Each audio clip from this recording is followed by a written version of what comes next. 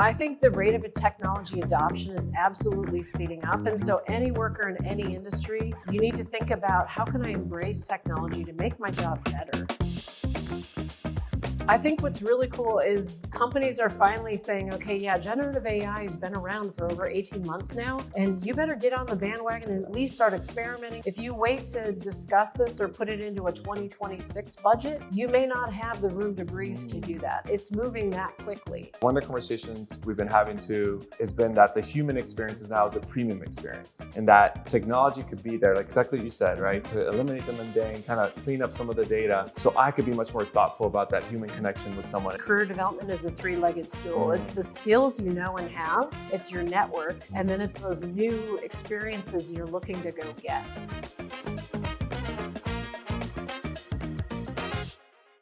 Welcome back to the Future Human Experience. I am so excited to only have my friend, a mentor, a leader in the tech sector, and a leader for one of the most innovative companies, Sciata, where they are transforming how they're connecting technology into customers and businesses all over the world. Michelle Tinsley, welcome to the Future Human Experience. Thanks for having me, Eric. It's a pleasure to be here. Well, Michelle, tell us a little bit more about this journey you've been on. I've been inspired personally by your journey on not only having met each other in the tech sector, but you've taken that experience and helping companies and customers all around the country explore what does digital transformation look like in their businesses. Tell us a little bit more about that. Yeah, so a lot of people hear digital transformation and we get a little bit of an eye roll because they're like, oh, what does that mean? Essentially, our technology specialists go in, understand what challenges that company is facing, what's holding them back, where are they not productive, where could they lower costs, how could they get more customers and increase their revenue, whatever those knobs are. And we basically then can write either custom software or, if needed, adopt technology even up to AI implementations. But it really just depends on what does that customer need. We don't want to go in presupposing it's a canned solution, we're going to shove it down their throat. This is more we've got to listen to what are their pain points, what's keeping them up at night, and also what's their budget, what can they afford to implement. And through us, they a lot of times just get multiple bites of the apple where they can kind of start with proofs of concepts and then start integrating that technology to prove some value. And Michelle, that reminds me of this conversations I've been trying to have with community, which is technology implementation for technology's sake is not the point, right? At this time that it seems that we have headlines every single day of something new, you also can create the sense of being felt left behind sometimes. And it seems that your approach is about technology in a very meaningful way. Yes. Tell us a little bit more about how not only you're differentiating yourself in that aspect, but how does that impact the customers you get to serve today? Yeah, so we always say we do things in a needle-moving fashion where we're creating value for that company. We can't do that if the employees don't embrace it. So there's a lot of work around what is that UX. We may mock up different views of the screen or study what is their current business process today, what's natural to them, and then intercept that with the new technology that improves their productivity, but do it in a way that they don't have to feel like now they've taken 3 steps backwards just to implement some technology. Because then I go, it won't get used, it won't last, and we don't want that. And Michelle, tell us a little bit more about, on this journey you've been on implementing technology, how is that impacting the workforce and these customers? Because sometimes some folks could be concerned about, okay, if I bring this in, it's going to impact either certain jobs or my projections on how, the type of employees I'm going to have. Tell us about either how your company's been working with them or some of those conversations you're having with customers about the impact of the workforce. I think the rate of technology adoption is absolutely speeding up. And so any worker in any industry, you need to think about how can I embrace technology to make my job better, to get the mundane, boring stuff out of the way, maybe add some safeguards, because I personally am not the most detail, hyper-focused, oriented individual. So can I have the technology do that part of the job that I'm not so into? And that way I can focus on more the strategy and the fun and the creativity. So I look at that and say, that's where people are going is, we just did a case study on Klarna, which is a fintech company, and they implemented their own solutions with generative AI and large language models. But what they saw was they can probably get by with 40% less employees, but the 60% they keep are going to get paid more because it's more that strategy, judgment, and executive skill set that they're going to need out of those workers. So to me, I go, it's just more fun. And then obviously new whole job classes have been created as we adopt technology. Michelle, one of the things too that brought us together has been our families have connected, right, through our children. What guidance would you be giving students today in this world that's changing again at a rapid exponential pace, and we're seeing workforce changes too? What has been the encouragement that you've been sharing with the youth or with students or even parents today that are raising the next generation of workforce? I think what's new is what's old. I met you at Intel. It's the lifelong learning of you're never done learning. You're always reinventing. So that resiliency, that curiosity, that ability to kind of learn and tell yourself, I'm not done yet. I'm a work in process. I'm always improving, and I can take the feedback and basically, look to improve what I do in the future. And if you have that mindset, you're never going to be in one job for 40, 50 years anymore. And by the way, I think that's super boring anyway. So basically, what do you love? What do you enjoy? And learn how to know yourself so well that you can guide your own personal career trajectory. I love that. Michelle, with that said too, how has your journey been, right? Working for a major company, now going and leading these startups that are impacting not only our communities, but our businesses and companies all over the country, all over the world. Tell us a little bit more about that, about how have you built that muscle and that comfort level in being in these spaces? Yeah, my career ended up in a way I would have never guessed. I essentially left undergrad working for Intel as a financial analyst, and I thought, okay, I'm going to probably work there 2 to 5 years, and then I'll go get an MBA. 26 years later, after working not only in finance, but in operations, product, general management, and sales, I decided I'm kind of done with corporate. I'm ready to try something different on for size. And I started my own consulting business. And I learned 1 year in that it really wasn't for me. I felt like it was very transactional. I was doing a lot of great work helping my clients. I got paid better than even in corporate America, but I just felt like it wasn't long-lasting change that I was implementing. So I said yes to an opportunity to be a leader and CEO in a startup in fintech. And that got me started on a 6.5-year journey into startup land. And last year I decided it's too wild and woolly in the land of startups. I would rather go into private equity. And so now I'm kind of in the middle of the road. We're still entrepreneurial. Yes. We are not corporate, but we swing a big baseball bat because we have private funding behind the strategies of what we're looking to do. And so I love that. It's tapping into some of the M&A activity that I did at Intel. And really kind of beefing up my leadership team and kind of continuing to improve our company. We're doing a lot of technology adoption within Sciata. And we're looking at, okay, now we can share those stories and use cases because we're drinking our own champagne. We're, taking the free cycles that we have from our developers and improving the workplace that we have at Sciata. I love that. Michelle, with that said, what are some of those myths that you've seen in these spaces, right? That, as technology becomes more relevant, you're sharing with us today, you're implementing that into your own company. What are some of those myths that you want to share today with audiences? Say, hey, don't be too scared of this. Yeah, I think a lot of the myths, they come from fear, and so I always say it's that reptilian brain. They maybe don't have quite the growth mindset. And so they fear, I may look stupid, I may spend money, and I may fail. And at the end of the day, you go, all of the big learnings in life come from what others could call failure. And as long as you turn it into a learning experience, and most leaders, when you talk to them, especially people that are in very important roles, they didn't get to where they are by winning every match, by having a gold-plated, street to walk down. I say it's not cupcakes and rainbows. It's a lot of hard work, and it's a lot of, again, that looking in the mirror and going, what could I change about myself? And acknowledge that some of this was just random, stupid luck that didn't work in my favor. So let that go and really focus on what you can control. Michelle, I think that's also great advice also for folks that are probably listening today that want to connect with CEOs and leaders. Sometimes we look up to them. We're like, you know what? There's no way that either one, they're going to respond back to me or connect with me. You have shown not only myself, but my entire family and so many other mentees that you have that you're no different than any of us. No, right? no. I try to be a servant-driven leader. Yes. I served on the board of Quick Trip, and they're an amazing company that leads and runs their organization also with servant-driven leadership. So I got 5 years of experience with that. But yeah, we're just all human beings that put our pants on one leg at a time every morning. And so if you think about that and go, I never want to leave people with a feeling of, I don't want to ever interact with her again. It's like that negativity, that toxicity that just, it doesn't serve anybody well. Absolutely. And I think not only you've shown us an example of what that is in your organization, but you're showing us how we could do that in our own companies, right? As we continue to build our companies, or we're serving our organizations in our own sized companies wherever we're at. And so that would always be my encouragement to employees, wherever you're, aspiring to be or continue to connect with folks. Never think that someone, that you don't deserve to be on a table with someone, right? Yeah. And have that conversation. That, those individuals will always find a way to connect with you as well if they have that service Yes. minded.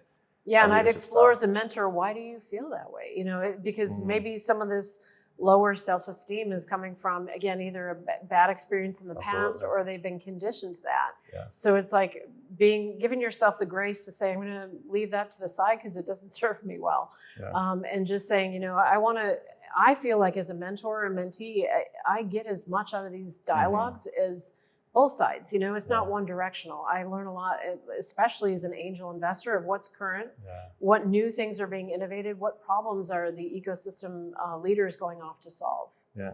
With that said, Michelle, what's getting you excited about, we're about to, come into a new year. What's getting you excited about the possibilities of where technology is going and what can customers be looking forward to on either the work that you're doing or what you're seeing in the whole ecosystem leaning into? I think what's really cool is the fact that companies are finally saying, okay, yeah, generative AI has been around for over 18 months now, and you better get on the bandwagon and at least start experimenting, doing pilots, doing proofs of concepts. If you wait to discuss this or put it into a 2026 budget, you may not have the room to breathe to do that. It's moving that quickly. And so I think that's exciting to me that a lot of the risk or stigma around trying to adopt some of these technologies has kind of gone to the wayside, and companies are now saying, yeah, we better get on the bus and start figuring out for our company, for our use cases and our business model, what makes the most sense. And have you seen any specific areas or industries lean into this a little bit more than others? I see in your company, you're serving multiple industries. Are there ones that you feel have been a little bit more leaning into these changes than others? Yeah, we're seeing quite a bit in the healthcare industry because there's admittedly a lot of waste. There's a lot of pressure to be reducing costs and providing better service. So I think, again, there's a place where technology can really bring a lot of value. We also have a lot of clients in the financial services industry. Because our workers are US based and they'll go co-locate with our customers. They're not offshore, they're not far away. We do need to value the industries where that data is usually valued, that it stays stateside and under that kind of security wrapper of the client, that they can control that. Yeah. And Michelle, it doesn't surprise me when you say healthcare. I mean, now think about it. One of the conversations we've been having too has been that the human experience is now the premium experience. And that technology could be there, like exactly what you said, right? To eliminate the mundane, kind of clean up some of the data so I could be much more thoughtful about that human connection with someone. And if there's any industry that's more of an example of that is the healthcare sector. Yeah. And so it seems that absolutely they will be leaning into this a little bit more than others. Well, they're having to onboard and train nurses, CNAs, doctors. There's one thing to get book learning, there's another to get the experiential learning. And so could you again have technology tools to help them do a better job, come up that learning curve quicker so they could really diagnose the patient well, or in the care of nursing to really give the patient their time and empathy and attention and not just be worried about charting. Because I have a sister who's a speech path and she just gets so frustrated. It's 2 hours at the end of every day. Just keep up on the charting. Yeah. And we see that no different sometimes in other sectors. Education could have some very similar examples of that and some other ones, manufacturing as well, and what have you, right? Michelle, a follow-up question on your startup experience. Over the last few years, even culturally, we've gotten used to the term unicorns, right? People start to understand these terms about these companies are coming up, or we're saying, oh, that's the next Uber, that's the next Airbnb. So it seems that culturally, folks are getting much more comfortable and working either with different sizes of companies as well, right? Like you were just sharing your journey. Share with us a little bit more about either your guidance or advice for young professionals today coming into the workforce. What are either some of the pros and cons in being in these different spaces since you've kind of navigated all these different sizes of companies? So the real challenge around being in a startup is the job descriptions are very loose because there is so much work to be done. They may bring you in to say customer success, but one day you're actually doing social media and marketing because it's what the company needs. So you really, as a worker in the startup ecosystem, need to have that tolerance for ambiguity. And again, some people thrive on it because it fuels their creativity and they love to just kind of, when in doubt, I'm going to make something up and then I'll improve upon it. But some people come unglued with that. They're like, I want to be very clear about my expectations. I want to always know that I'm hitting 90%, and the enemy of good could be perfect. Yeah. And so it's like in startup land, a lot of times we're like, it's not pretty, but get it shipped, because you're going to miss a window. So I think those are kind of skills that you would need to kind of check yourself on. How do you do your best work? Yeah. And is that environment really going to be a place where you thrive? I see. And then the bigger companies probably is it the exact opposite of that, or where have you kind of so seen? The beauty of the bigger companies is they usually have amazing training programs. And so, I'm the first one to benefit from this. So having been at Intel, I joke that my first 2 weeks on the job, I had to learn how to use a mouse because the computers I had in college were all keyboard based and no mouse, DOS, so it's a pretty long time ago. But essentially, having to relearn spreadsheets because I knew Lotus and I had to move to Excel. Right. And so you look at that and go, I went from that to within 5 years, managing other people, within 10 years, integrating $1 billion acquisition. So the thing with corporate is there's usually tons of opportunities and you can really stretch yourself. And within one company and one culture, you can do many different things. So for me, I did finance, I did product, I did general management, sales, so you can try on different hats because you're kind of getting that grace and you have a network already built within the company. And within that network, Michelle, did folks encourage you to explore, like as you were transitioning out of the company, and you're going into different businesses? Did you get that support also? Say, hey, Michelle, you should go and try working for a smaller company or go and leading this, or like, did you definitely did not get the encouragement to leave the company, but I did get encouragement within the company, and actually the finance function at Intel at the time had a rotational program. Yes. So every 2 years you were encouraged, and by 3 years you were cattle prodded out of the role. And again, we saw people who didn't like that because they felt like they were really good at what they were doing. They didn't want change. But what it does do is keep you independent. But for me, I've worked at various aspects of the company like supply chain, wafer factories, product divisions, contracts negotiations. So these were all different workplace domains that I got to experience, but still within the same company. So there's kind of a leg up there. But then making the choice of should I leave, should I go spread my wings, I think I tapped into my external board of advisors, so to speak. And I had started, I want to say 5 years before I left Intel, with a concerted effort to grow my external network outside the company. And that made me have a softer landing in terms of now that I'm leaving, I can reach out and building a consulting business. That's how I got some of my first clients, was working my network and saying, I'm hanging my shingle, I'm available, I have cycles, I'd love to help your company. And that led to future engagements. And if not directly, then it was like, a referral. I have a friend that needs somebody that needs help like that. Michelle, I think we want to just, highlight this to everyone that's listening. Building an external network, right? Sometimes when you go into a massive company, which is great, it's fantastic. You have great training programs, you have great leaders, you have all these massive opportunities, which is great to appreciate. But also you took your time to look outside as well, right? And build that out, connect with people, stay connected with people.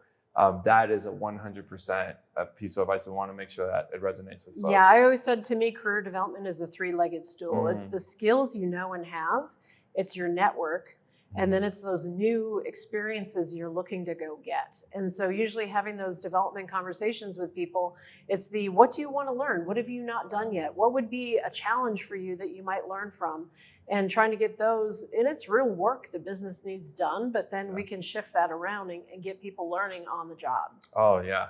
I remember one of the questions I started asking folks in interviews was, I would ask them, so what is the one strength that you have that you haven't had a chance to utilize yet, and that this job would help you unlock? Yes. And when I would ask them that question, one, they would kind of just look at me with like open eyes, but two, they would get really into it because one, they felt seen, but two, they were like, wow, I'm not trying to be fit. Eric's not trying to fit me into a box. Yeah. He's really trying to put me in the best position to be successful. Yes. And I think people always love to strengthen their strengths. And so again, that's a very positive mindset to have. Yeah, absolutely. With that said too, Michelle, as we enter in this era again of AI, we've been getting overwhelmed with these terms, AI agents. And I remember not too long ago, one of the heads of HR shared with us this vision of what the future workforce could be, which is one employee with augmented staff around them, and at that time, it was individuals that were going to be around them. today it seems that the way that we're using AI agents as a term is, you have that one person and you have AI agents around them. Is that something that either one, you're seeing, or two, is that a possibility as we enter the second half of the 2020s? Yeah, I'm definitely seeing it. And even with Sciata, we're exploring opportunities where, say, a recruiter today does every interview. What we interjected in the last quarter was first now some speed bumps of criteria to make sure the candidates he's interviewing are truly qualified, because we don't want to waste his time. His time is the most precious resource we have. Well, now that he's interviewing only known good quality candidates, that's great. But with the land of AI could actually conduct the first interview. And actually AI could recommend the top 10 candidates. He's now maybe meeting the top 10 candidates out of, say, a 300 candidate applicant pool. And so we're looking at trialing that and saying, what does that do? Both on our end, it's making him hyper, productive. On the flip side, we want to make sure the experience for the potential worker is not a negative, because clearly you can tell you're talking to a chatbot. And so we don't want them to feel like, you don't mean enough to give us the time of day. So we got to balance that because we want to value the technology specialists that we work with. Absolutely. That's a great example of how the use of technology is not only to help enhance that human experience, but create that experience of that recruiter with the candidate to be much more meaningful when I'm going to spend 30 minutes to an hour with them as the very first time. Yeah. And that way they can really understand what's that individual all about. Because a lot of times when we see worker engagement not go so well, it's very rarely the technical skills, it's the soft skills. And so does their human persona match the culture of the company we're going to put them into, or are we going to put them in a place where they're miserable? We have check-in meetings as people are doing their work at a company. And we had one the other day where the worker basically raised his hand and said, if there's an opportunity in the next year to switch, I feel like I was too isolated. This is a very hands-off, I'm in a cube and nobody ever talks to me, and it's a very isolated kind of role. I'd rather be part of a team. And so we can now keep our eyes open to move that known good resource to a different client where the culture is going to fit them better. Yes. So what I'm hearing there too is not only how you're serving your clients outside on making time to listen, understand, you're behaving that way even inside of your company. And that just shows an example of a great leader and a great organization. Well, and that's why we go, it's a win-win, because it's, again, there's no one direction on this. The client's never 100% right. And sometimes, again, the worker has some concerns that we need to address as well. And so we want to make sure we're listening to both those stakeholder groups. Yeah. So Michelle, one of the fun things we like to do with our guests too is welcome, of course, any questions you might have for me. And again, these are always blind questions, I call them, right? I'm never ready for them. So go ahead, Michelle. So I was curious what you're most excited about on the horizon for 2025. Ooh, for 2025. What I'm most excited about is I've been working on this thing called the Human Innovation Framework, which by the time this comes out, we'll be starting to socialize elements of that. And I've been working on this mostly as a reflection on not only this journey conversations with people like yourself over this past year, but also talking with customers, talking with audience members, talking with companies about how we put the human in the middle. And I feel like in this world that's becoming much more digitized, we have a very unique opportunity to really focus on that and not ignore technology, but innovate through humanity. Sure. And I'm really excited about sharing that with the rest of the world and see the impact that we can make with folks. And then I'm also excited about these conversations. I think having this platform to not only bring thought leaders, bring CEOs, bring or organization leaders to kind of just help us have these conversations about how they're experiencing technology in their spaces, but most importantly, how the human experience is happening in their spaces as well. Yeah. But with that said, Michelle, thank you again so much for being here. We want to make sure we leave our audience members with a resource, something that they can continue to follow, not only your journey, but do you have any recommendations or resources that have helped you on your leadership journey? Sure. That you would like to recommend? So 2 books. One is the Rocket Fuel book, which is the entrepreneurial operating system. Okay. It helps you figure out, am I an integrator, which is kind of putting everything together, or am I visionary? And kind of what are your super strengths that come with that? The second book I would recommend is The Leadership Pipeline. And basically that helps you master every phase of your career and understand what should I be valuing, where should I put my time, and what is not going to serve me well. Oh, wow. Okay, those are fantastic resources. We'll have that in the show notes. And Michelle, how can people connect with you and find you online? Sure. So I'm on LinkedIn, Michelle Tinsley, but Sciata has a great website, and we've just turned on our blog as well, so you can interact with us there. Awesome. Well, Michelle Tinsley, thank you so much for being part of the Future Human Experience. Thanks for having me. Hey, everyone. This is Eric, the host of the Future Human Experience. The reason why this podcast was created was to be a platform for others to really bring these conversations to life. So if you're enjoying this content, please like and subscribe. It will really help our channel and expose these ideas for others. Thank you.